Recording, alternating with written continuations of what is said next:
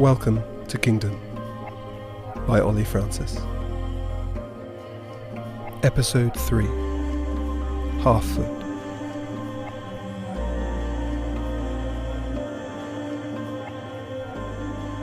The dew of the Greatlands came heavy as rain. The long grass at the edge of the copse was bent under its weight, the long stems broken like trees after a storm. Everything was soaked, though the skies had been clear when Halfoot had woken from her dream.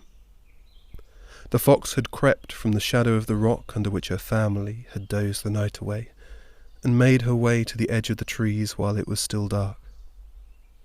She knew there would be guards ready to intervene should she stray too far from the protection of the trees, but she needed to see the world beyond the tree line. She needed to be sure it was still there.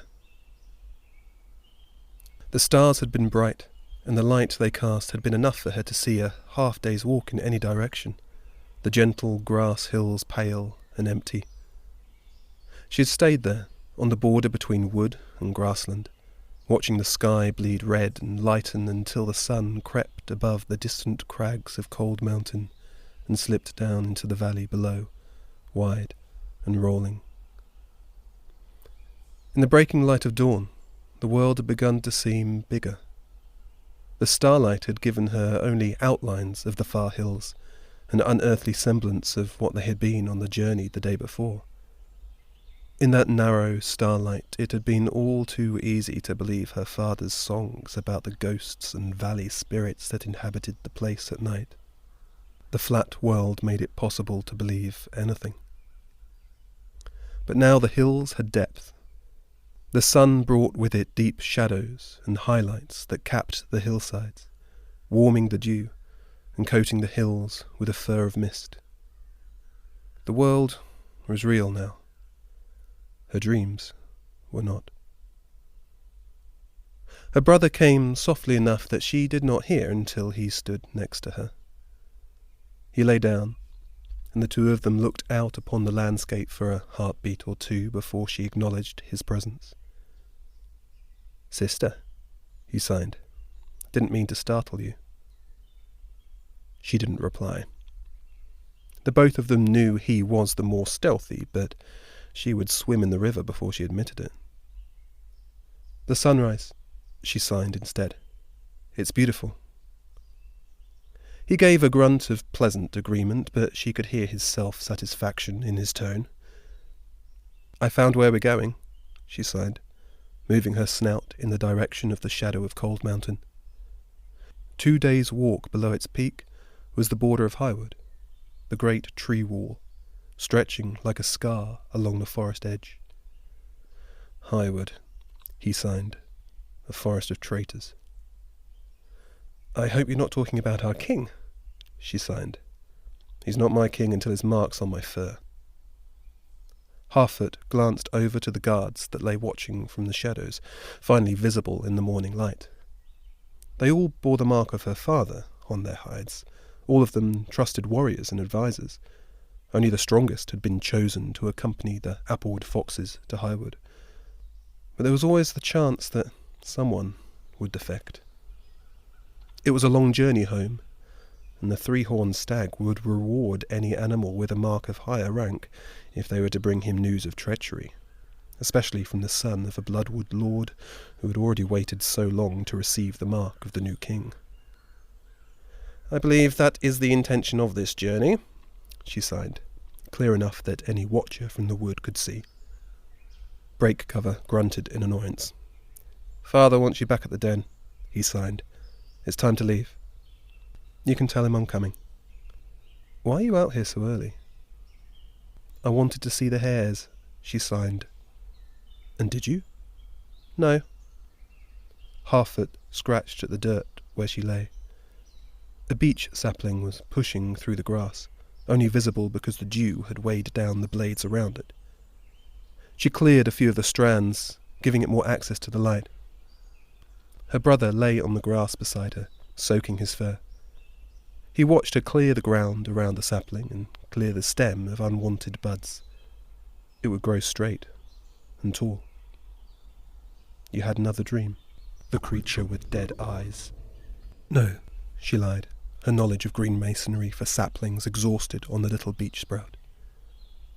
Her brother huffed affectionately, and she felt him send her an image of their journey so far, the long road leaving Applewood, the unsettling exposure of the Greatlands, the 2 days of travel since they last saw a tree with the mark of the bloodwood on its trunk.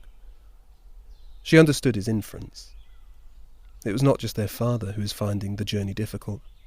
The hunger alone was enough to set the mind wandering, especially for someone like her. But it wasn't hunger. It had been like this since they had entered the Greatlands. Nobody wanted to travel among the ghosts at night, so they had travelled during the day, resting at a scattering of small outposts along the way. But the dark hours had brought Halfoot no rest. "We can send a few of the guards off to hunt," Breakcover signed.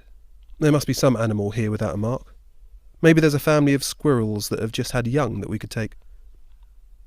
"It's not hunger blight," she signed. "I know," he signed. Her brother was trying to be kind, reassuring, and he might have been right, once. There was indeed a time when the unmarked might have hidden in that copse for a few months, free of the law of any bloodwood. Such settlements rarely lasted long. Without a bloodwood tree, the inhabitants would always turn on each other, even before the first case of hunger blight set in.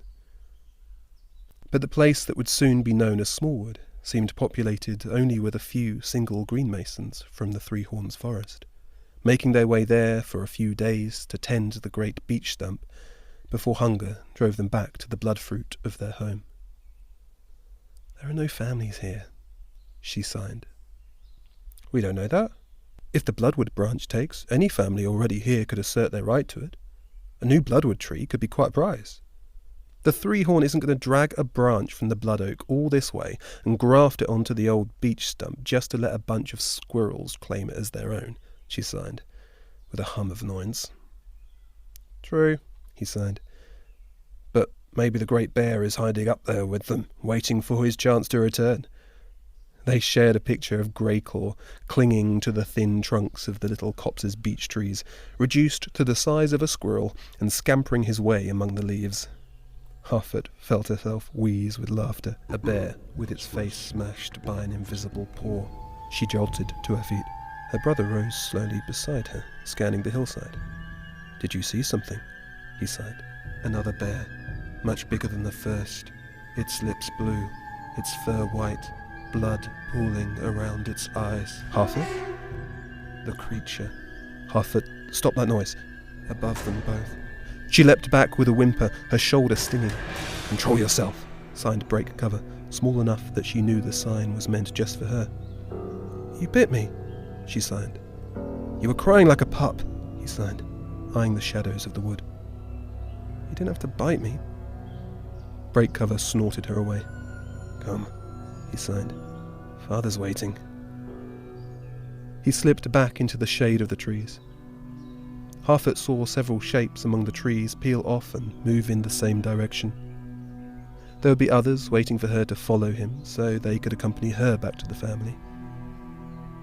She turned back to the vast ocean of grass, bright and green. The first meadow flowers of spring scattered blues and yellows across its surface.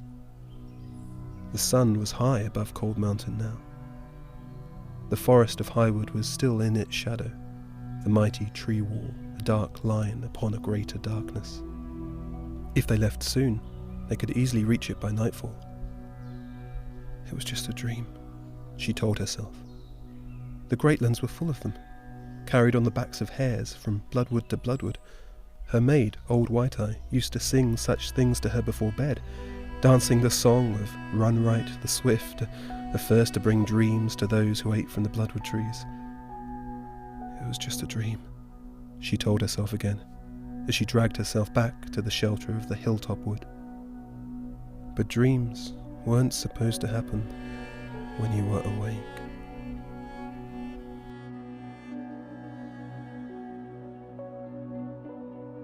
You've been listening to Kingdom, a story by Ollie Francis. To learn more, visit ollifrancis.co.uk, where you can discover how to support the project and influence where the story's going. Until then, may the gods always hear your song.